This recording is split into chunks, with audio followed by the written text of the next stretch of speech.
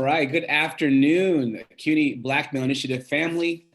We are so excited to have a robust conversation that's going to happen today with some powerhouse heavy hitters who are making moves in the financial world in New York City.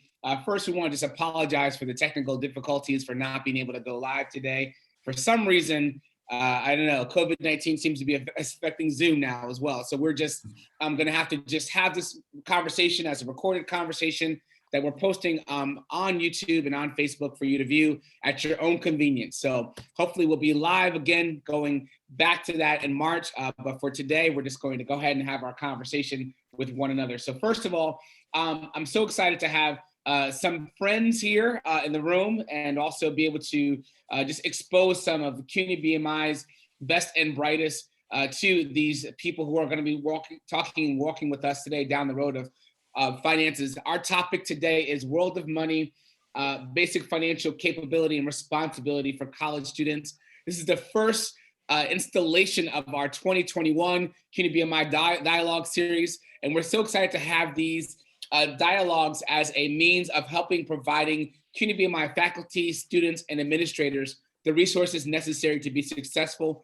in their careers, both in college as well as after they're done with college, so they can have the knowledge that we need from members in our community and the sages who are doing this hard work to really have exposure and knowledge on how to grow in their personal, emotional, mental fortitude and be able to be strong contributors to this community. As many of you know, especially you CUNY BMI administrators, you know how much I value financial literacy. We talk about it often, whether it be interpersonally or through workshops that we brought before. And so I'm going to just quickly introduce who we have with us today, and let's get to hearing from them. As a reminder, CUNY Black Male Initiative is a part of 31 projects across the CUNY system. It supports over 4,000 students with socio-emotional support, peer-to-peer mentorship, as well as academic enhancements to help students, especially Black and brown males, find the supports they need to graduate college and to persist to go on to have amazing futures. I myself, Dr. Sean Best, work with Jorge Alguera, Ron West, and a few of those in the central office to help make sure that we have the resources necessary to do this important work. And so let me introduce to you, first of all, one of the people that we used to bring to Hunter College back when I was a project coordinator back there in 2012, I believe. He used to come and help us and get really smart and more aware of what financial resources were important for us to know. So I want to introduce Joseph Edmonson, who is a certified financial planner and also professional with the Capital Management Group of New York. He has got his credentials as an RICP, as a CPA, as a CFP. So he's got all the letters and the alphabet. And so we're so glad to have you here, Joseph Edmonson. It's great to have you here. How you doing, man? I'm doing pretty good. Thanks, Sean, for inviting me. And I'm looking forward to the conversation today and hopefully giving some great information to the students. Great to have you here. I want to introduce also a new colleague who was new to me, who many of you may already know because of the great work he does in our community. But Robert Johnson, Esquire, is a Chief Economic Inclusion Officer and General Counsel working in Economic Empowerment Institute with YMCA in Metropolitan Chicago. So I know it's a little colder there than it is here, bro, but I'm glad we're all inside and you're warm. Good to see you, Robert. How you doing, man? I'm doing great, man. I'm looking forward to a robust conversation about how we can empower our people. Absolutely. Let's get to it. Finally, many of you in the CUNY BMI family know who this is, Ashton Holmes, soon to be Dr. Ashton Holmes, hopefully by the end of this year. He's in a doctoral program, while he's also got his family going with 2 young boys, as well as being the director for the Urban Male Leadership Academy at the Broad Manhattan Community College. Ashton, good to have you here, brother. Glad to be here, Sean. Let's get into it. Awesome. All right, we're going to jump right on in. Just as an overview for this series, one of the things that we wanted to focus on when I was working with Ron West, who helped find you all to join us for this conversation today, one thing Ron pointed out to me was how important it is for us to really be aware of the opportunities that we have to utilize and galvanize our financial power as Black and brown people in the community, and how we can actually use our resources to help lift one another up, applying practical philosophy, adding shared wisdom, and also combining the values that we have and responsibility for our next generations to really mobilize people around being more just respectful and smart of our financial concepts so that we can not only be smart for ourselves, but also leave a world in a better place for the next generation. So some points I want you all to consider and just kind of open up with, and I'll go in this order: Rob, then Joseph, then Ashton, just to kind of open up your journey and your beginning of the introduction of your journey to the world of money. Where did those conversations begin for you? What did it look like for you to have that aha moment to begin to understand why money was so important? And then what was the first thing you did to start putting yourself in a financially powerful position to be able to create mobility for yourself, financial mobility? So give me a little bit of your story, your background, how you got to care about this topic. I'll start with Rob, then Joseph, and then Ashton. Sure. I grew up in a little area outside of Chicago, a small suburb called Ford Heights, which is probably about 30 miles southeast of Chicago. So it was in close proximity, but it had the distinction of being the poorest suburb in the nation. The average median income there, I think, still to this day is around $4,000. So although I didn't realize that we were back then, we called it poor, but now they call it underserved. I didn't realize that was the case because everybody around me was in a similar situation. It wasn't really until I got to college when I realized, because I literally went to college with people whose family owned countries. So I saw the difference in terms of the opportunity. And that's when the awakening really happened for me, is to understand that there were truly haves and have-nots, and wanting not to be a have-not, because I had seen what that looked like. And for me, my first step was investing. One of the things that a lot of folks don't understand, particularly now, there's so many platforms now that you can invest, with no commissions. You can invest, fractional shares, $1, almost down to, pennies, literally. With an Acorns account, you can invest through rounding up from your purchases. So the first step to financial inclusion, and that's what I talk about, is financial inclusion. I don't use the word financial literacy because it implies that our people are illiterate. And again, going back to where I grew up, I've seen poor people make $1 holla. I mean, we can stretch $1 more ways than anybody else. So it's not that we're not illiterate, that we're not literate, it's that we haven't been included. So we talk about financial prosperity and how do we include people in the system, which the world of money talks about. Once you understand the world of money, then you can participate in it. So for me, it was beginning investing at a very early age, small amounts of money, because that's the benefit that these college students have, is time. If you start investing early, all of you guys are going to make over $1 million before you die. $1 million is going to pass through your hands, I should say. Whether or not you capture that into turn it into assets is another question. So it started for me at a very early age of investing. I think it was before Robinhood. I forgot what kind of account it was, but it was a brokerage account, investing $20 a month. And was there one main person that told you how to do that? Honestly, no. It was really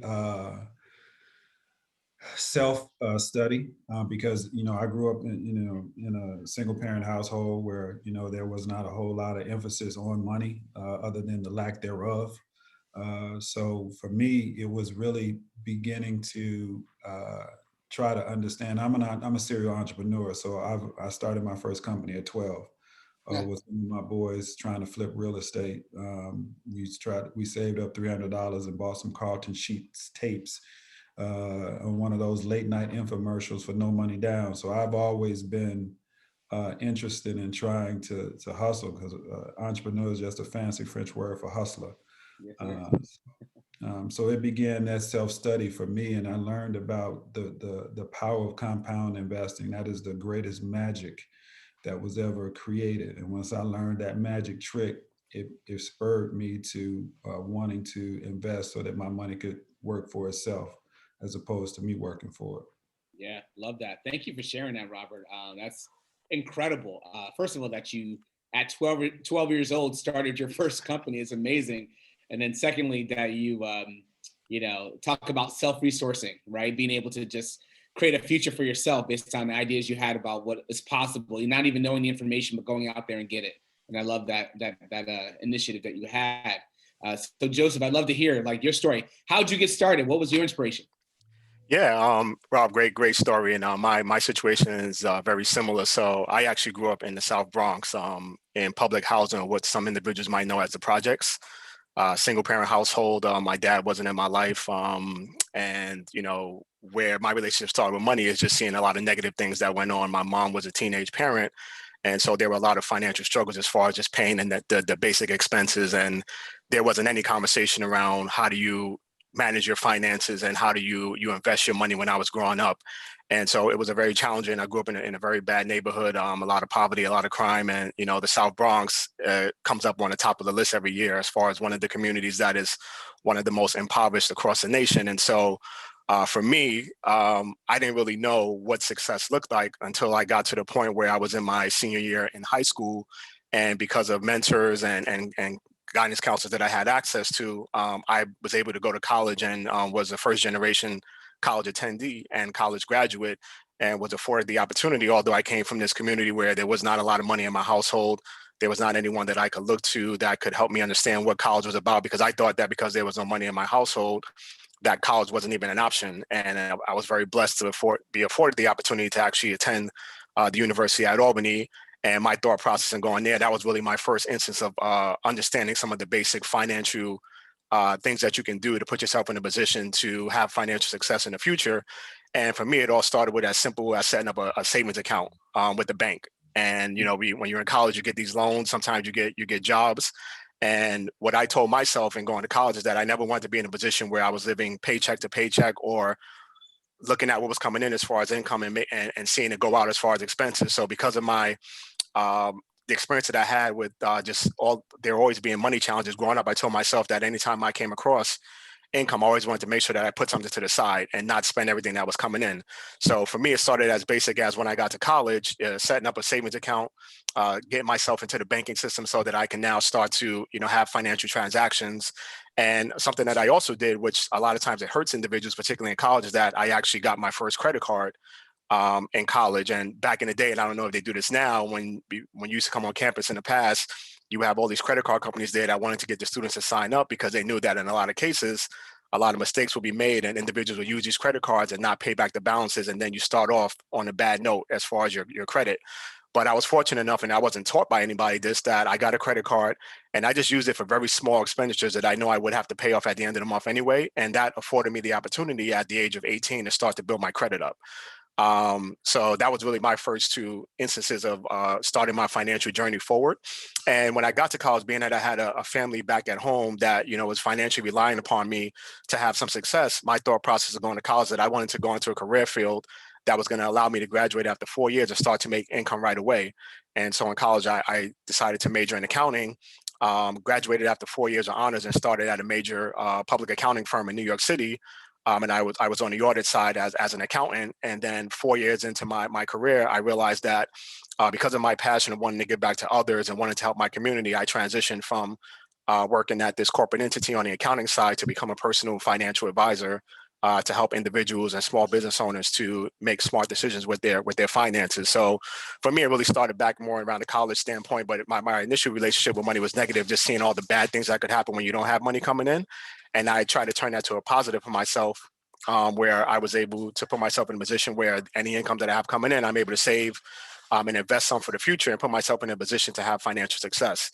And my first experience with investing for me was when I started at my corporate job. It was just as simple as putting money into the 401k plan, which is a retirement plan that you get access to in a lot of cases when you work for a company, where it's saving for your future. So that was really the beginning stage for me. Yeah, that's amazing. There's so many things in there. And I was thinking, you know, you mentioned a lot of keywords that stick out to me, Joseph, like saving, investing, you know, Right. and just budgeting basically too. Is there any metric that you follow, a simple metric that you follow to determine how much you save versus how much you invest versus how much you know, create for your own personal, you know, profit? Yeah, that's a great question. I would typically tell most individuals, depending on where you are in your financial life, minimally, if you can afford to, try to save at least 10% of your income that's coming in and put that towards your what they call rainy day fund, or monies that you can have available in the event that something happens where you need access to it. And then above and beyond that, and this is not like a perfect formula, it can vary based on your financial situation. Minimally, you want to try to also invest maybe 10% of your income. And you want to have maybe another 10 to 20% that can be for discretionary expenditures, things that may not be necessary, but make you feel comfortable about your lifestyle, and the things that make you feel motivated to work hard every day. And then I think if you just follow that formula, the rest will fall in place, as long as you make sure that you're in a situation where you're not spending everything that's coming in, and you have a game plan and goals that you want to accomplish both in the short term and in the long term. Sure. And I'm sure that, like, with our conversation today, there might be different takes on this percentage based on where you are in life or whatever's going on in your world. So we'll talk about that a little bit more as well. But that's a good template. I think just that's a basic, like, standardized way to follow. So Ashton, you're the one that's seeing these hundreds of college students, obviously seeing them virtually now, but who are coming to you with a bunch of different ideas about money, and maybe they don't have that big brother or dad or someone in their life or mom who's giving them advice. And so obviously you might share yours, probably personally. I know BMI is a family, so we talk about everything here. So love to hear what's your journey with money, and how does it impact your life? So my journey with money is interesting. I didn't grow up poor, I would say, but definitely not rich. I came from a suburb in upstate New York. Syracuse, New York is where I grew up. And like many Black households, unfortunately, my household, money was not part of the dinner table discussion. Money was almost like a taboo kind of subject in our household, and we didn't address it directly. And I was never kind of given the foundation of how to save and invest and so forth. Where I really started to see change or difference is when I went to a private high school. I was good at sports, so I got invited to, I got a scholarship to attend a private high school in Syracuse. And at first I was very scared to attend, because I'm thinking that, oh, it's one of the best high schools in the city. All these kids are gonna be so smart, and they're gonna run circles around me, and I'm gonna be out of place and so forth. And when I got there, the story was very different. I realized that, and there was a lot of wealthy folks, right? But what I realized is that they were no more smarter than me, no more intelligent than me. But what they had was a structure where their fathers were entrepreneurs, their mothers were investors, and they created a culture where they would talk about money. And I noticed that was one of the differences. So if their father was an entrepreneur or business person, he was teaching his son how to be a business. It had nothing to do with the formal education. It was that household education that they were receiving that sort of, as Robert said, they were included, right? And they had the resources and the means to make money and build their financial futures. Going on to college, and shout out to the University of Albany. I also went to Albany. Go Okay, Great Danes. there we go. Indeed. I got into trouble, so my story is one of struggle and then ultimately triumph. So I got into trouble after I actually graduated college. I was one of the people who was naive enough to think that as long as I had this piece of paper in my hand and nothing else, I could go out and get this, incredible paying job and just be good. And unfortunately, I got kind of caught up. I got up in a consumer mentality. I was spending more than I was making. I was running up credit, and I got myself into a situation where I just had a lot of debt. And through some good mentorship, through talks with good people I know, and through just discipline, I was able to pay off those balances and get my credit in a great spot, and just learn more about saving, investing, and how to, really use your money smartly and make it work for you, as Robert said, and not work for it, right?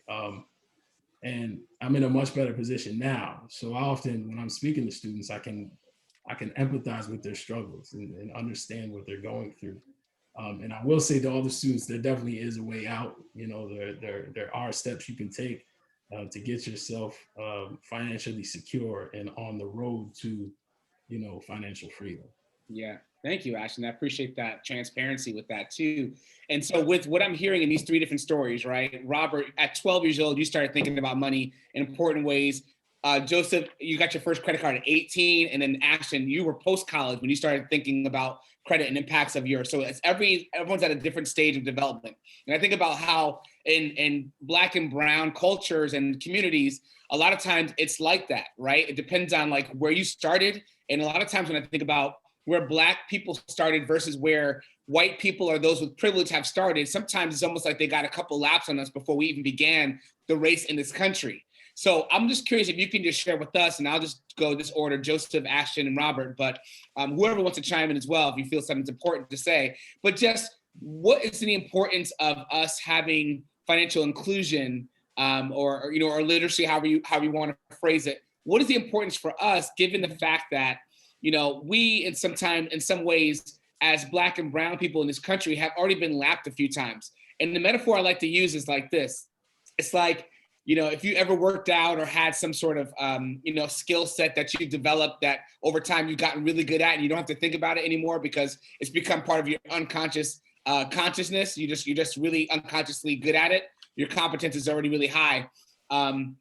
Then you think about sometimes you forget how many reps you had to get up in order to get to that point, right? So Ashton playing soccer, you got so many reps up to the point where you could probably do an easy, turn or score or whatever without having to think about it anymore. And so you get up so many reps, so you kind of are already above the field in certain ways. And I think about like financial inclusion or any sort of training, a lot of times for the Black community, we just haven't gotten up as many reps as sometimes our privileged groups counterparts have gotten. So what is the importance for us to have this inclusion and this financial awareness for our students, for our community, for our people? Why is it important? And how do we bring equity in a field where perhaps we've been lapped a few times already in our communities? How do we actually gain equity, right? So Joseph, then whoever wants to can I just address that real quick? Because I wanted to take off of what Ashton just said, because he used a very important word that touches on and encapsulates everything that you just got through talking about. And what he said was structure. And what folks don't recognize is that in this world, there's a structure. There's a structure to money. We were brought over to this country as property. So we were never intended to be included in the largesse and the prosperity, the economic prosperity for which this country is so known for. We were a vehicle of that economic prosperity as property, as chattel property. So we were locked out of the structures.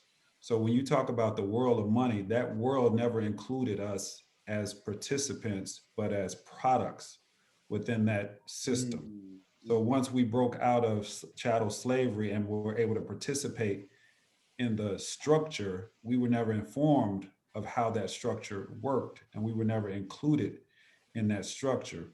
So currently, right now, about 40 million African Americans in America, our GDP, or what we contribute to GDP, is $1.1 trillion. So if you look at when we were emancipated in the 1800s, Black wealth accounted for 0.05% of the U.S. wealth. In 2021, it still accounts for 0.05% of the world of American wealth. So we have not been included in that structure in wealth creation in the last 400 plus years. So that's why I use the term financial inclusion, because that $1.1 trillion of GDP that we consume is roughly just below the GDP of Canada, which is our largest North American trading partner. So we are essentially Canada in terms of our ability to spend, but we don't use that money to compete in the structure as we could within the United States. And as a result, there's a wealth gap that exists. So white families have 10 times the wealth of Black families. The average white family has a net worth of $171,000, and the average Black family has an average net worth of $17,600. So it's a 10x multiple. And the wealth gap is comprised of three components that, if you want to know how we begin to close that gap, it is housing, which comprises 32% of the wealth gap. employment, which is around 17% of the wealth gap, and the remainder is entrepreneurship. So those are the three levers that we have to begin to pull on to close that wealth gap. We have to get more Black folks owning homes, owning property. We got to get more folks employed. Right now, the unemployment rate among Black Americans is around 17%. We got to get more entrepreneurs. You know, there's 2.6 million Black businesses in the United States. 96% of those are solopreneurs. I mean, it's a hustle. They have no employees. So we got to begin to scale those businesses. So that's how we break down the structures, or either compete within the structure. Either we're going to break it down or we're going to compete within it. Nobody has been able to break capitalism, so we got to learn how to compete within it. And those are the three areas of play that we need to play in. Yeah, that's powerful. There's so many Definitely. great things you just said there. Joe, go ahead. Yeah, no, that's great points, Rob, and great question, Sean. And I would say, you know, in the world we live in today, knowledge is power. And in the past, we didn't have access to all the information that maybe other communities may have had access to. And now, with the click of a button on your phone, you can access so much information around how to make smart financial decisions. So for all the students that are listening today, you know, don't just take your past and where you might have come from, or the fact that if you come from an impoverished neighborhood, or if there were never talks in your family about how to manage your money appropriately and how to build wealth going forward. Don't feel like you have to follow that same path that you may have come from, because knowledge is power, and there's so much information out there that can give you the tools that you need in order to build yourself a nice financial foundation. And for me personally, going back to my experience, I mean, I know there's a lot of talks around, is college a good thing or is it not? Because there's a lot of extreme amount of debt outstanding. But for me personally, the best thing that could have happened to me was actually going to college and getting my education and getting the degree, because that was the first investment in myself that afforded me the opportunity to know that regardless of the circumstances, I know that based on this degree, I'm going to be able to put myself in a position to make an income that I probably wouldn't have otherwise been able to make had I not had the experience of getting my education. So I would say the first step for all the students that are listening is that you've actually taken that first step to educate yourself and try to put yourself in a position to have financial success. And I know sometimes it's a struggle, right? Because sometimes school is not easy.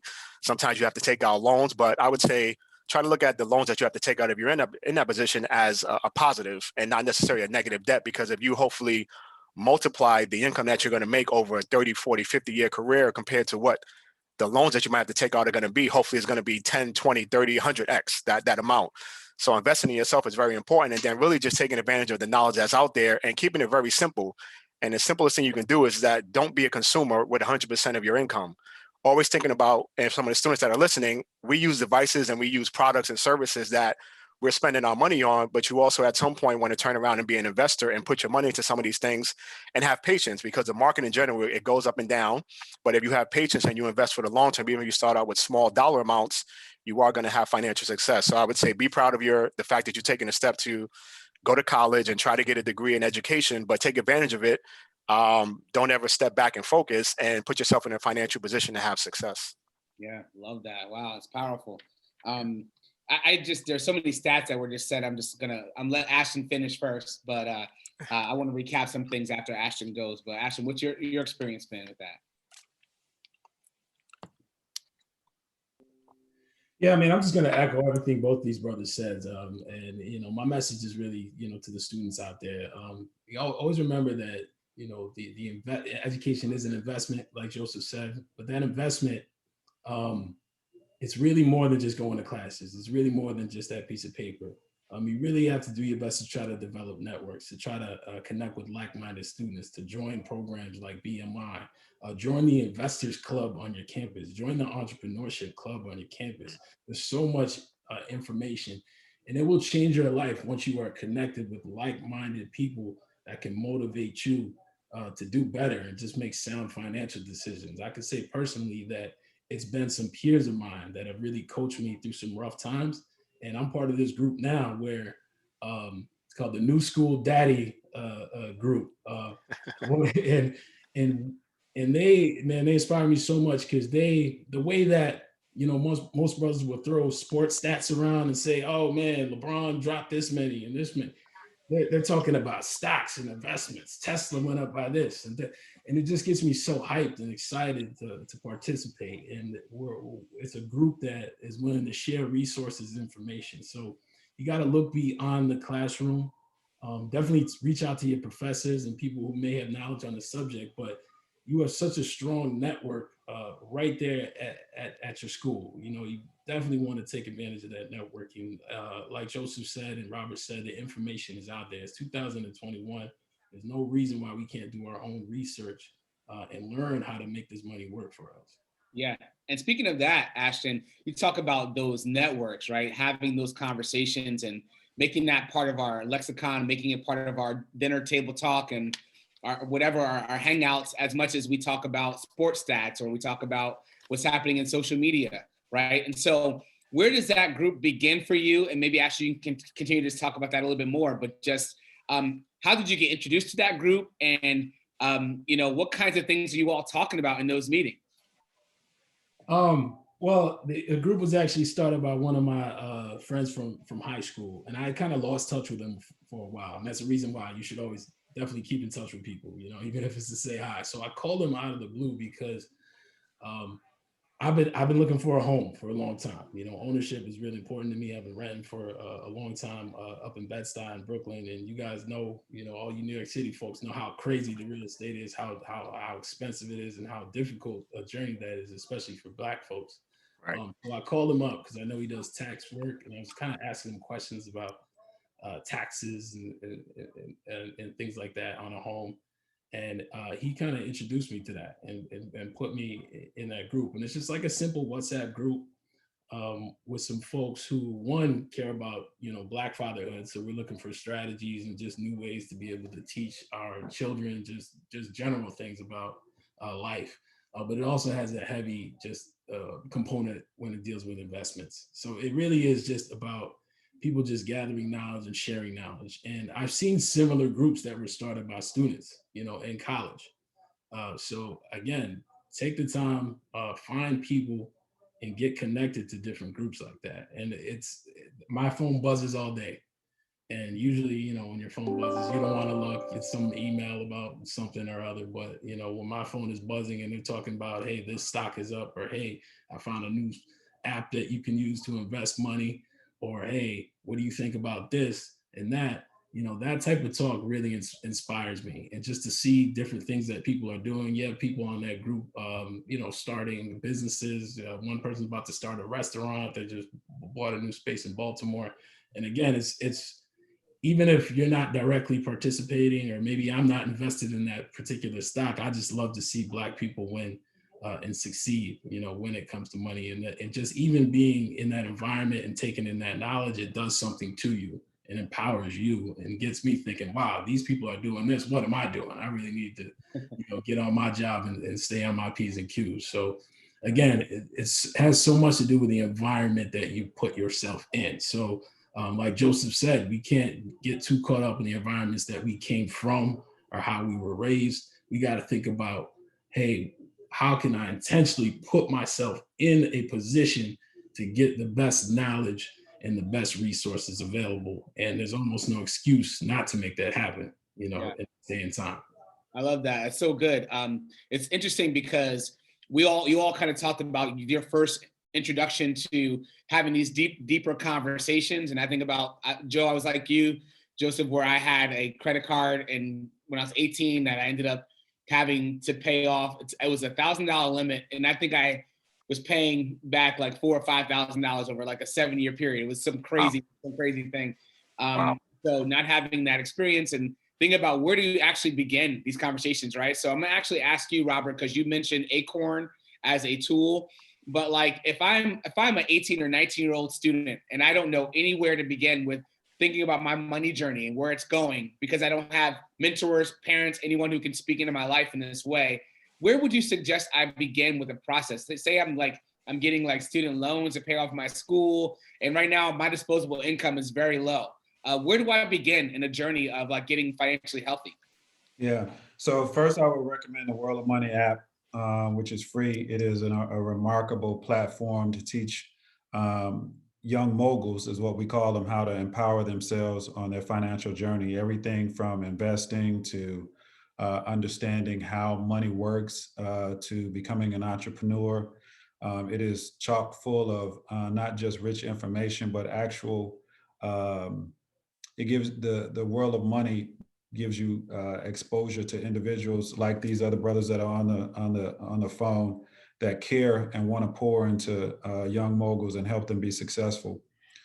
There's a lot of How much time information. would you recommend like dedicating to that per day if I were new? Like, would you say like a daily thing or join a class, or how does it work? It's a daily thing. I mean, because you want to invest in yourself daily, just like you would with anything else. Just like you mentioned, working out, you're working out your mind. One of the things that I used to do when I was in college, I'm a big believer in affirmation. So before I became successful, when I would go home for college breaks, I would go into the neighborhoods, wealthy neighborhoods, and they would have open houses, and I would go in there and look at their houses, and one day envision, myself living in a house like that.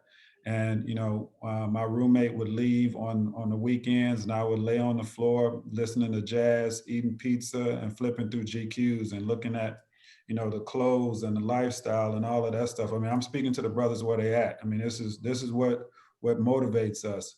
And I have all of that now, and it is truly, in my view, there's a couple of books that I would also recommend that I always have by me. As a Man Thinketh, So Is He, and The Richest Man in Babylon. Oh yeah, that's a good one. If you start with those two books, and then Think and Grow Rich by Napoleon Hill, those three books those are seminal readings that will give you the foundation of everything that you need to know. Because everything else out there is products, Robinhood, Acorns, 401ks, all of that stuff, stocks, all those are products to help you, but they won't mean nothing if you don't have the right mindset in terms of what it is, how to know how to set goals, know how to define success for yourself so that you won't be chasing material good. Listen, I got Gucci, I got Prada, I got all of that, but none of that defines me. None of that is important. Those are things I can determine as to whether or not I like that, I want that, or if it's something that I'm trying to prove as a status to somebody. Same thing with cars. I've driven all of the hot stuff, all that. So I've made all of the mistakes that everybody else on this Zoom is going to make, but it's not necessarily. And as much as I'm telling people this, they're still going to make some mistakes. But these things will allow you to recover, because the definition of success is making the right choices consistently. The definition of being unsuccessful is making the wrong choices consistently. That's why I say I can teach anybody how to be a millionaire, because it all boils down to choices. But you got to figure out what it is that you want out of life and what it is that you are trying to accomplish for yourself. And so you got to set those goals and those parameters. And that's why you got to invest in yourself. Like Joseph said earlier, I mean, you got to decide at what level you want to participate in this game, because this game is going to get played regardless of whether or not you play it or not. So you got to decide how you want to play it. And there's rules to this game. That's why I go back to the structure. And that's why I go back to, just like any other sport, we all playing the same game, but some people got a different mentality. Yeah. I mean, LeBron, Jordan, Kobe, different mindsets, same game, but different mindsets. So how do you get your mind to that level so that you can play this game? Because everything else, the basketball, the net, and all of that is the same, but the mindset is different. So that's what I start with people with, and those brothers invested in themselves every day, all day, because they're out there trying to win. And unfortunately, money is a score, just like a game. Just like, you got points in a game, your money is your score. That your FICO is your score, your bank account is your score, and it tells you right where you at. That's and right. Relative to anybody else, it's objective. It don't care. It don't sleep. It is what it is, and it tells you where you rank in accordance to what it is that you set for yourself. Absolutely. And that is so real. So just to keep it all the way real, and I appreciate y'all being so transparent today, but Joseph, when I was done with grad school, I finished NYU, I had all these loans, I became a full-time musician, and I decided to wake up one day and say, oh, if I want to get married one day, I should probably think about money. And so Right. I actually checked my credit score. I had a 642 credit score, right? And so that was like maybe 8 years ago, not a long time ago. And so then I started waking up, and then I realized that like I had to call all these creditors and try to work out these deals. I had these collectors I was ignoring. I moved addresses, so there was mail being sent to me that I had no idea was being sent to me, right? And I had to fix all these things in my world. So maybe Joseph, because you have so much experience, probably helping people repair their credit in their lives, or maybe people who never even understand the impact of their credit. Could you talk about that a little bit, the credit world? Why is this so important, what Robert just said? Why is it so important for us to understand our power and how to mobilize that? Because I think about that score, right? And the way that we get our reps in. And a lot of times if we're not aware of the impact of our decisions, and we won't even know that our access is all tied sometimes to this one score. Yeah, no, I mean, thank you for being open and transparent about your experience with credit, Sean, and how it impacted you and how you were able to, pull yourself out of that. And, that's why I mentioned earlier in the story when I talked about when I got to college is that at that time, there would be hundreds of credit card companies that would come across campus every day, because they knew that if you're an 18-year-old and you don't have the financial knowledge and the understanding of how the world of money works, that they know that a large percentage of individuals at that age are going to make mistakes. And so a lot of individuals that were on college campuses, and it's probably still mistakes being made today, they're looking at these credit cards as being free money. They're looking at these student loans that they take out as money that they're going to use to just go to school, and they're not going to focus on their education and turning that into an investment. So for me personally, and this wasn't anything that was taught to me, it was just the God-giving blessing for me to say that when I got this credit card, something just told me, don't just use this as free money. Use it to try to be an asset to yourself. So credit can be an asset, or it could be a liability. Yeah, and answering, just tell us, what is credit? How does it work? Yeah, so credit is essentially getting access to resources to be able to buy and purchase things without having to use your actual capital initially, and being able to have a financial institution that backs you in order to be a consumer of different products and services. And so credit is essentially giving you the ability to, based on a credit score, which you start to build on when you start to get credit, to have the access to buy things that you may not have the financial resources to purchase at that particular time. So most individuals' initial experience with credit is either through getting student loans or possibly getting credit cards. And on a positive note, the way that you can use credit to your ability is that, again, if you're looking at possibly getting a credit card, which for everyone that's listening that might be on this call today, or might hear this at another point, is that I usually do recommend, even if you're 18 or 19, to get maybe at least one credit card. But the important thing in order to start building up your credit history so that it benefits you, so that if there are assets that you can buy that are going to grow in value, one thing that Rob mentioned was about real estate. A lot of cases, most individuals don't have enough money to buy a house outright. But the way that you're able to do that is that you build up good credit so that a bank is willing to give you a loan for real estate. But you have to start somewhere. So the earlier you start, the better. So if you're someone that's in a position where you're still in college and you're going to be financially diligent, you can maybe use one credit card. But the way you want to approach it in order to make your credit score go up and for your credit history to start is that you want to start by purchasing items on that credit card that you know that you're going to have the money in your bank account to pay off at the end of the month. Right. You should not be having a credit card that you're going to be carrying a balance at the end of the month. So that's like a small starting point in order to just like build your financial foundation. What are some good things they can buy right away? What are some good things they can buy to kind of get that credit going? I mean, most people have a cell phone nowadays that they pay for. Most people would go to the grocery store, even if you're a college student. So these are certain things that, as opposed to using cash, you might be able to take those purchases that you know you're going to have to pay off at the end of the month anyway, put it on a credit card, and then at the end of the month, or even before the end of the month comes, as soon as you get the bill, and let's say your cell phone bill is $100 a month, you put that $100 a month on a credit card, and then before your billing period is over, you send that $100 payment to the credit card entity, because what you're doing, you're building trust with the financial institutions that are going to be able to give you credit in the future to buy things that may be of a bigger value that can become an asset to you. So that's what credit is all about. It's all about building trust with financial institutions that are going to allow you to use your credit and for the betterment of yourself, and to potentially purchase assets that are going to benefit you, as opposed to using it towards just building liabilities that might negatively impact you. And there's still a lot of mistakes that are made nowadays around that. So it's important to start at an early age, do some research, and make sure that you make smart decisions with your money. Yeah. Sean, can I say something on that real quick that I would love to, which I wish I had known when I was 20. Like I said, I started my first company when I was 12.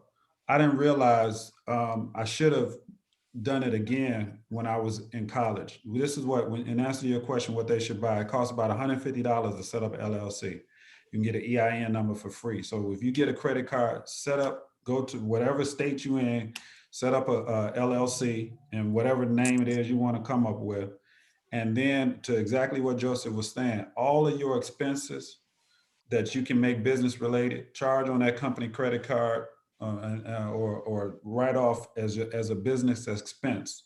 And you can start building business credit as well as personal credit. Because the best time, and you have, if you're at 20 and you ain't, or 18, and you're probably not gonna graduate from college till you're 23, 24, whatever it is, and you get a job, you will also have a business that will have been established for 5 or 6 years, which will have also been building business credit along to your personal credit, along with your personal credit at the same time. And the benefit of having that business set up is that you can write up, when I say write off, that means you can write off those expenses, and you will actually, if you have a tax burden by virtue of your job, now you can get a tax write-off for that business, for those business expenses, which are essentially the same as your personal expenses.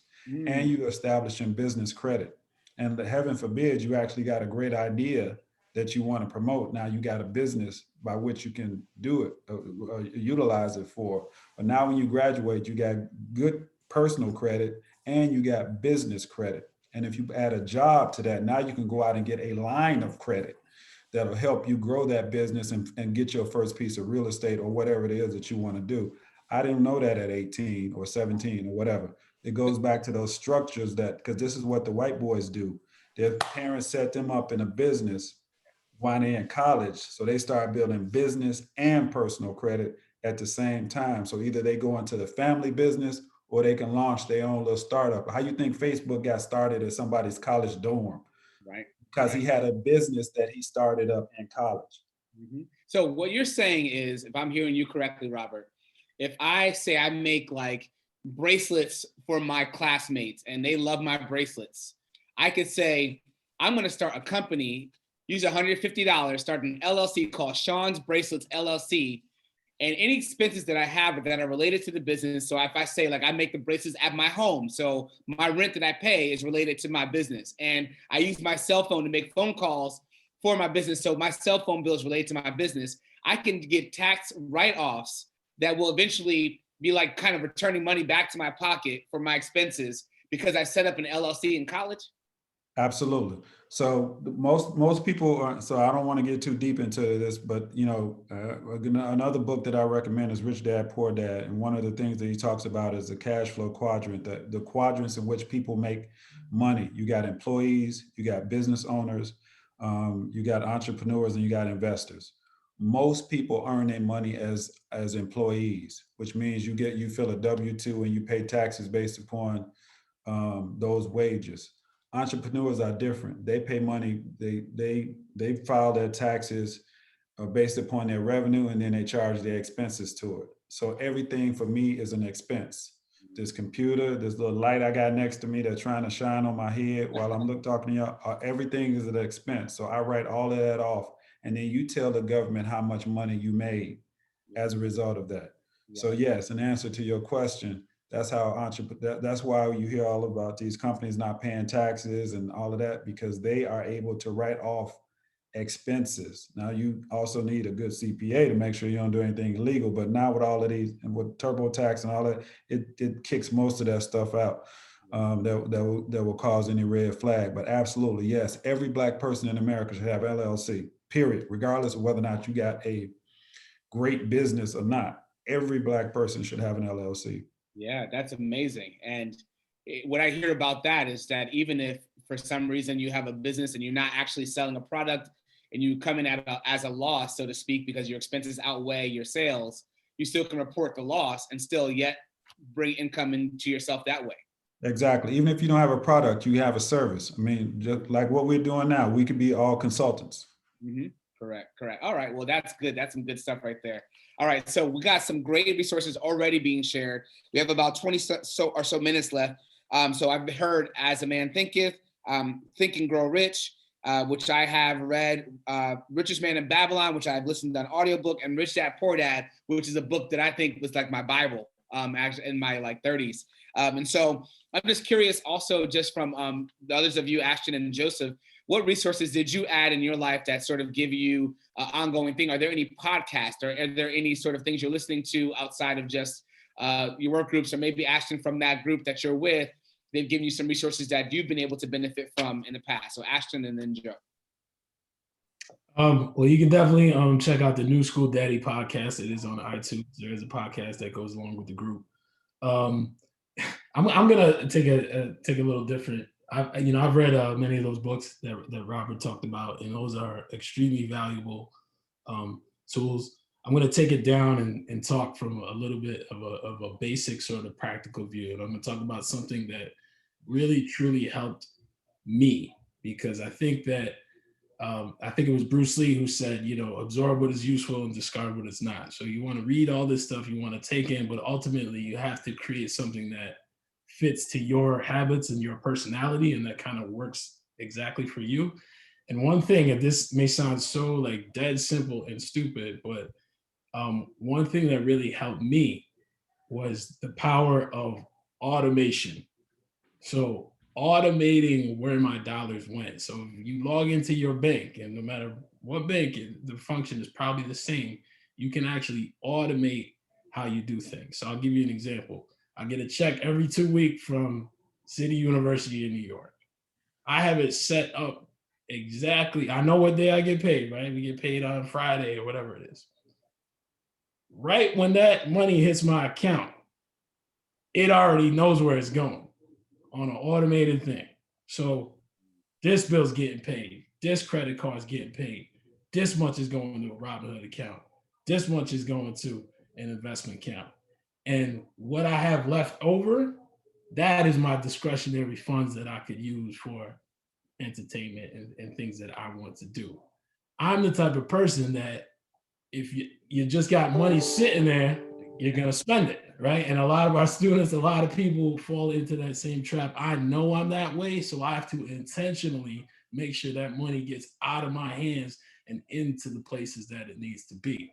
So in addition to reading books, you definitely have to read and understand how your own financial tools that you already have work. So again, figure out different programs from your own bank.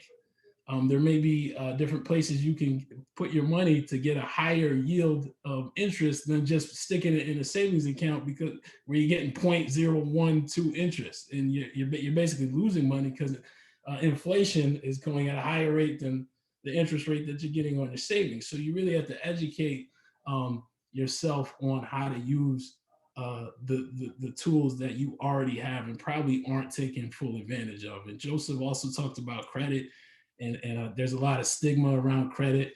Some people go crazy with credit like I did and just overuse it and abuse it. And then there's other folks who don't get it because they're scared, and they heard from family members, oh, don't take credit or don't do a loan. And there are many cases where credit is actually very useful, or taking loans is useful and it's the right thing to do. You just have to be smart about it. When it comes to credit, Joseph said it, you got to pay the balance off before the interest accrues. A lot of credit cards, look for ones that have rewards, look for ones where you can build points, look for ones where you might take a trip to Jamaica. I know people that frequent fly all over the place because they're responsible with that credit. So it's okay to use credit. You just got to use it the right way, be responsible, pay off, your debt before that interest accrues, and you can actually use these tools that may be oppressing you and suppressing you. You can turn them around and use them to your advantage. So that would be the advice I would give. I know there's a ton of great information, education. These two brothers know a lot more than me when it comes to that, but be aware of what you already have. Make sure you're up to date on the bank that you use and the different features that are available to you right now. Yeah. So much good there. Automating your bills, something as simple as that can keep you from just overspending. And so you know exactly how much you have, exactly when that paycheck comes in. Rob mentioned before about how we're as a Black community, and Black and brown people tend to be underbanked. We don't have enough bank accounts, and we don't have enough LLCs. So a lot of times our money's coming in and it's just going right out the door, not being circulated in our community at all. It's just going right out to other people. Where I've heard some stat where I believe that a lot of times in Jewish communities and Asian communities, the money is circulated 6 times in their own community before it even leaves their community after getting a paycheck, where sometimes our community is just like almost the same day or sometimes 2 days after that the money is going out. So that's great advice, Ashton. Good stuff there. Joseph, resources that stand out to you that you can share with us. Yeah, I would definitely say, all the books that Rob mentioned are great starting points for the students that want to get some great financial information. There are many podcasts out there. There's not one that particularly comes to mind. Reading like the daily newspaper, I know, like New York Times or the Wall Street Journal, I subscribe to both of those and just try to on a daily basis go through and read what's going on with the with the financial news and kind of figuring out how I can use that to my benefit. There are a lot of websites. Yahoo Finance is one that comes up if you're someone that's interested in understanding and learning about investing. That's a great resource, as well as, the World of Money app to get some understanding of how the basics of your money works. But we live in a world nowadays where there's so much information out there, and it's just a matter of finding the time to really access and grab that information in the way that works best for you. There are some people that may not have the time to actually sit down and read a book. So, for someone like myself, in a lot of cases, I have this app Audible, which allows me to download a certain number of audiobooks throughout the month that if I don't find the time to actually read and get through a full book, I could be driving my car or doing something or cleaning around the house and being able to get some education at the same time. So you should never have your mind just being wasted if you have the ability to listen to something that's going to educate you and give you some knowledge that's going to help you to manage your finances in a better way going forward. So yeah, just find out what works for you. YouTube has a lot of great information and knowledge, great videos. So I know a lot of the younger generation now loves to be on YouTube, but don't just go on YouTube to look at funny videos. Go on YouTube to find information about how does money work, how to make sure you put yourself in a position to save and set goals and put yourself in a path to have financial success. And I love the point that Ashton made about automating your finances. And this is something that I tell my clients that are adults, that once the most important thing is to know what's coming in. And if you're a student, you might have, money that's coming in from loans, maybe once or twice a year, you might be working, whether it be outside of school or on work study. You have to understand what that dollar amount is that's coming in, and you have to sit down and write down what are going to be your expenses throughout the semester and figure out, based on the income that you're going to have coming in, whether it be from working or getting loans, it's going to put you in a position to have something left over. And you have to set goals now on what you're going to do with that excess money that's left over, if there is some there. A perfect example, you might say, you know what, I want to be able to save $500 by the end of the year. If you average that over the course of a 1-year time period, that just means you have to save about somewhere between $9.50 to $10 a week to have that $500 amount at the end of the year. So if you set that goal at the beginning of the year, as well as other goals, you put yourself in a position to have financial success. But if you just kind of wing it and you wait until the last minute and December comes, you say, hey, I want to save that same $500, you're not going to be able to do it. So setting goals, constantly trying to educate yourself in the way that you feel information best comes into your mind, and continuously setting goals and readjusting your situation is very important, even at this stage with you guys being students. Yeah, that's powerful. Can I just add one more? Right now. Go ahead, Robert.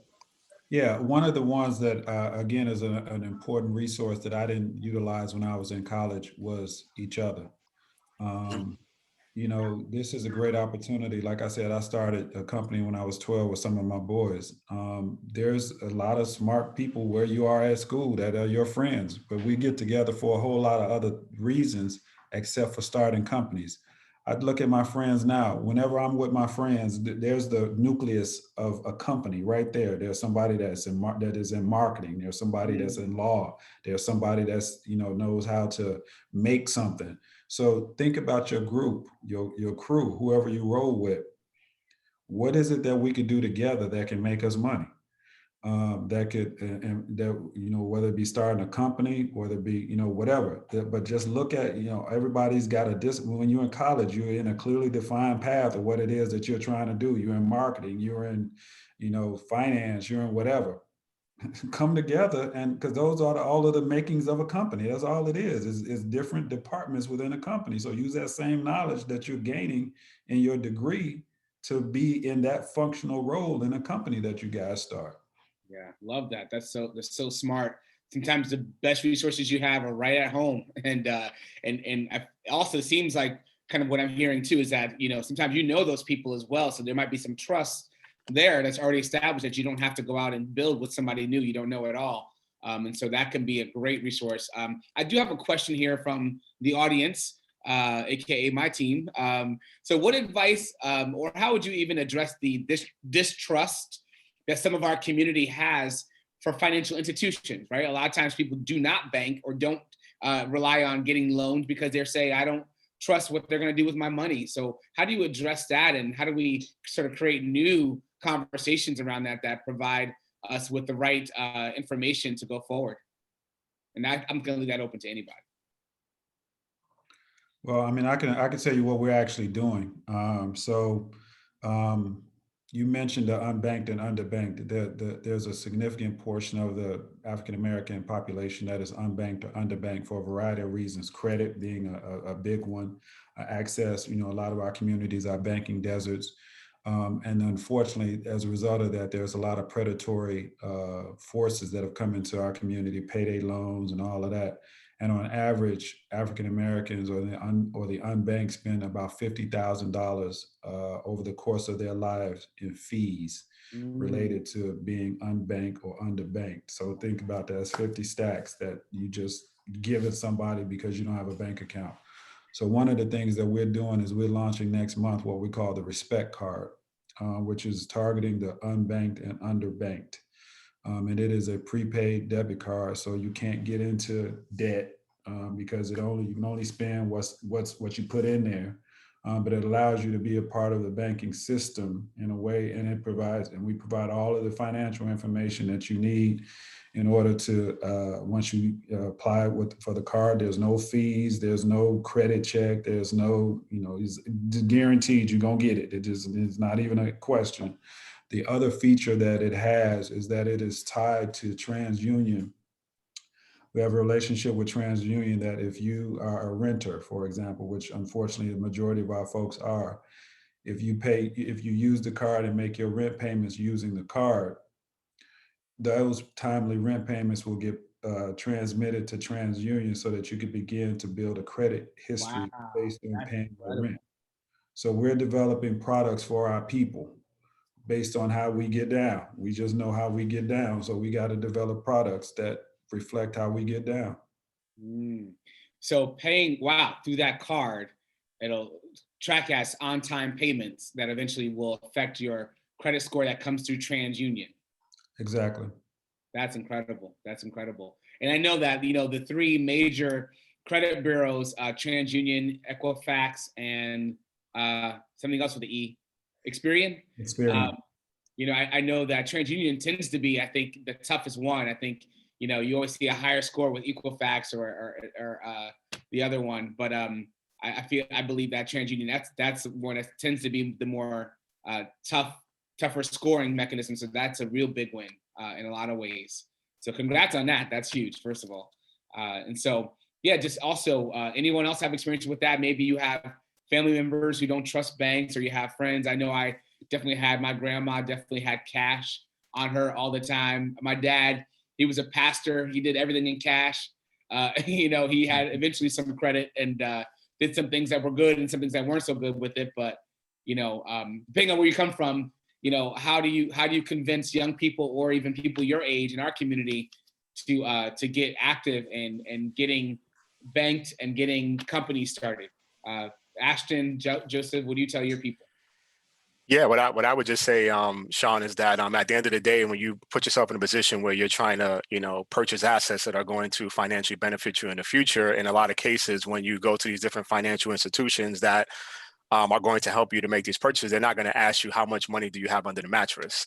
They're going to want to see actual statements. They're going to want to see that you actually have accounts somewhere that are credible and that you actually have a history of financial transactions. So I know a lot of people still operate from the standpoint of the under the mattress money, but for one, that money is not earning any interest. And I know the interest rate environment is very low right now, but also you got to think about what happens if your home burns down or if somebody comes in and robs the place or something. So it's definitely important to, make sure that you do your best to have some financial relationships. And the biggest thing is actually educating yourself and reading the fine print. understanding what the fees are, asking questions, and talking to your counterparts and your friends and family and asking what they have done. And that's really the biggest way. But it's very hard to go into the world that we live in today, especially with a lot of entities now going cashless and not being in a situation where you're not using a financial institution to interact and handle your finances. Yeah, that's so powerful. So powerful.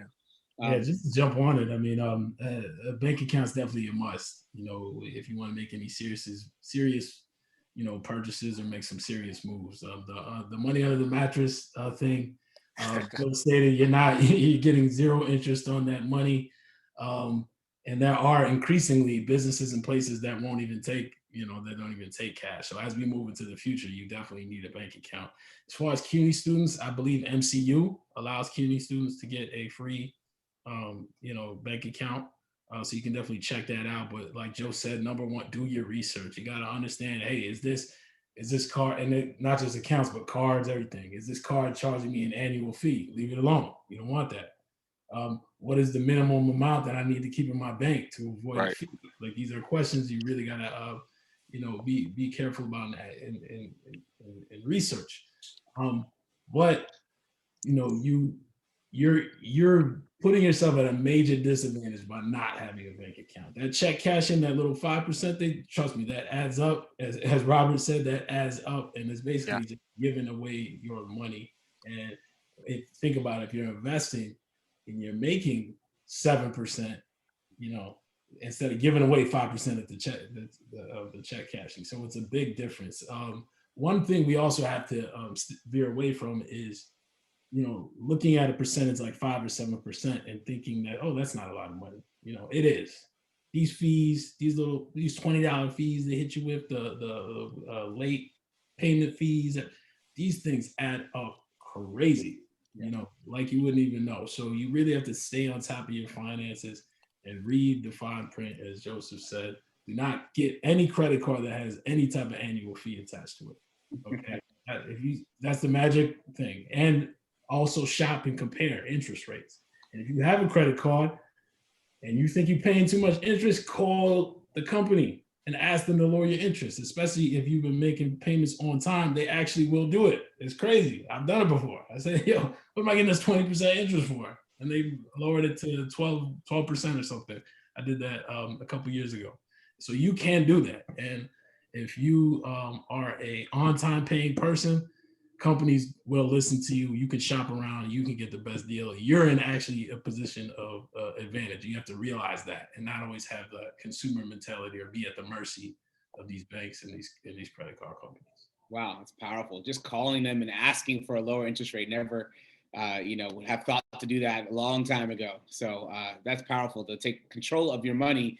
And so just to the last part of our conversation, just to kind of leave us with, you're already kind of talking about it a little bit, but there's some opportunities that there are out there to be gained from. It's funny because you talk about the no annual fee. I do have a card that has an annual fee, but the benefits I get from the card are so much more than the annual fee. So like, for instance, I have an Amex and the version that I have, there's so many benefits I get with flights and access to hotel, airport lounges and a bunch of different things that eventually pays me back more. But when I first began, I did not understand the impact of annual fees. So that's something to look out for and do some comparisons when you're shopping as well. So I just would love to hear from you all as the last sort of thing, right? We're in COVID-19, we're in a pandemic. And so maybe you can just share what opportunities are there out there for people to take advantage of right now, that people can learn from right now. Many of our students, especially CUNY students in general, but especially Black and Brown males who are at CUNY, a lot of times tend to be in these really underrepresented populations or living sometimes with family members, sometimes multi-generations of family, and they're, they don't have as many resources as, they will have when they finish with their education. So in this opportunity right now, in this time frame that we're in right now, what are some opportunities that people have to actually advance their own economic mobility? What's some things that they should be aware of, take advantage of, that are out there being offered to them, whether it be through government or through private or through just resources that are out there through World of Money or what's happening out there? I love the World of Money website. I opened it up as we're talking, and there's seems like a lot of opportunities there for students who are in that sort of, up to 26 years old to really get invested and to really learn and resources, get more access to resources. But what would be the last thing you would say as an opportunity for people to take advantage of that's happening right now, that's real time, to offer? And I'll go Ashton, Joseph, and then we'll close with Robert. I'm going to keep it in the academic realm. As far as, again, using the resources that exist right on your campus. College campus is a beautiful place to network. It's a beautiful place to join groups like BMI. Again, get involved in the entrepreneurship club on your campus, the investment club on your campus. Find ways to come to these events. You came to this event, now you're connected with World of Money. So you need to check out what they got. And another thing I just want to keep in mind is it's just the way developing the mindset, as Robert said. You need to begin thinking, acting, and talking about money, right? If you want to be about money, if you want to be about sound investments, that needs to enter your frame of mind and your conversations that you have each and every day. So the same way, again, we talk about sports and we talk about other things, that needs to come into our vocabulary and our speaking and our frame of mind. So doing the research, and if the people that you're with kind of don't want to talk about that, or they like talk about other things, that's fine, but you also need to network with folks who are on that wavelength, and then that allows you to get on your wavelength. Steel sharpens steel. You can't, sharpen a dull knife without something to rub it up against. So putting yourself in good situations, being around the right people, and using your college network to plug yourself into different resources. So it's about saying yes to things like coming to this workshop. It's about, taking that chance. Sometimes you can hear about something like World of Money and just think, maybe I'll do it later or whatever. Go on the website, sign up for the app, take advantage. Like any type of knowledge is good. Absorb what is useful, discard what is not. So again, taking the information and work it and make sure, and does it apply to you? Does it fit me? Okay, now we can take advantage of it and move the things forward. And that's really all it's about. It's 90% mindset and 10% tools. So that's the advice I'm giving to people. Just again, have that enter your mind and enter your conversation. You need to start talking about money with your family members, with your friends. It can't be a taboo thing that people avoid in the Black community. A lot of us grew up. We didn't know how much money our parents made, and money was this kind of like abstract thing that was not really discussed. It was something you just avoid talking about. I don't want to talk about that, or it's hard. You just got to work and there's no real strategy involved. So we need to have these conversations and come up with strategy and structure, as Robert said, in order for us to know what to do with our money. So I encourage you to make that leap and just talk, connect with people, connect with Robert, connect with me, connect with Joseph, connect with Sean. We're accessible, we're available, email, call us. You have to take the initiative and take the leap to make that happen for yourself. Absolutely, absolutely. And where do we find you, Ashton? If people want to follow UMLA and follow what you do, how do we find you? UMLA, we're on social media, so you can do hashtag UMLA family and find us. We're on Instagram, Facebook, and Twitter at BMCC UMLA. I'll give my phone number right now. You can hit me up, 212-776-7276. My email is aholmes, that's AHOLMES, at bmcc.cuny.edu. Hit me up, whether it's about school or it's about something else. I'm here to help. I'm here to connect people to different resources. Thank you, Ashton. Appreciate it so much, man. All right, Joseph, what can we take advantage of now? What can we do right now to start after this conversation with our getting our mind right? Yeah, I would definitely say for the students that are going to take the time to listen, to this and have participated in all the other presentations, you're already taking the first step to increase your knowledge and expand your network. And this is a time now where more people are home and not having to commute to the offices and are able to answer questions like that. So I would say, first and foremost, if you're a student, you don't have a LinkedIn page, I would definitely say go on LinkedIn and set up an actual page, because if you're a student and you see someone that you want to potentially mentor you, or you see someone that is having financial success based on some research that you've done, if you're willing to set up a LinkedIn page and send that person a note, that the likelihood is that if you're a student, this person is going to want to potentially try to help you in any way that they can if they have the time and resource to do that. So I would definitely say, even outside of your networks in school, go and set up, you know, the a LinkedIn page or some type of profile and start to connect with individuals in career fields that you're thinking about going into. Start to connect with students that may have already graduated that maybe you don't have a relationship with, and ask them how their career has been going. What are some of the pros and the cons of what they've seen benefit them, and try to take some of that knowledge in and use it to your own benefit. What I would also say is, you know, if you're at home right now, don't rush to be an adult. You know, I see a lot of mistakes where when I first started my career out as a financial advisor, I would talk to some clients about what their income and expenses are. You don't want to put yourself in a position where you're trying to go and buy a fancy car the minute that you get your job, and now you have to pay for you know, insurance, and you're young, so the car is probably going to be expensive. Insurance is going to be expensive. You might, you know, have to pay for gas and repairs and all that kind of stuff. So take your time to develop and really build your finances, and really ask questions of your family and your friends about what are some of the successes that they have financially, and what are some of the things that they think they have not done well, and use that to your advantage to try to make sure that you build this mental Rolodex of the positive ways that you want to go. But definitely take advantage of this time to really build your knowledge and resources. And then one other thing I would say is that one of the aspects of the CARES Act that recently came out that passed based on COVID and everything that's going on, if you're a student that's going to listen to this that has recently graduated and maybe you do have some federal debt outstanding, right now the interest rates are 0 on the debt and payments don't have to be made. But if you're in a situation where you have some excess income coming in and you have some ability to pay towards that debt, this might be a good time to do some of that while the interest rate is at 0, and for at least the next couple of months until they, you know, go back to the route of that being normal. So this is a great time to really build your knowledge, network, and take advantage of, you know, some money that may not be spent at this point to try to build your nest egg. Yeah, that's good stuff right there. And Joseph, how do we find you? Follow you? Best way to follow me is my website is just my first name, last name, josephedmondson.net. My email is jedmondson, just first initial, last name, at cmgnewyork.com. That's C as a cat, M as in Mary, G as in George, New York spelled out.com. And my phone number where I can be reached is 212-309-9898. If I can help in any way or answer any questions, definitely feel free to reach out. Wow, you guys are real ones, man. Giving out the phone number too, man. Appreciate you going deep with us. Awesome, man. We got one more minute, but take your time, no rush. Rob, we'd love to hear your last piece of advice, and what should we do? Sure. Folks, students need to understand that this is a black and white world. And what I mean by that, always bet on black and look for the white space. Understand that right now is a great opportunity. What I mean by a white space is that as a result of COVID and the pandemic, the world is not going back to the way it used to be. So you got to figure out now what is the opportunity. So as Wayne Gretzky, to stick with the sports analogy, you got to learn how to skate to where the puck is going to be if you want to be successful. You can't look at where it is now. That's why he was always ahead of the curve, because he anticipated where the puck was going to be. So right now we're communicating via Zoom. It is a digital world for the foreseeable future.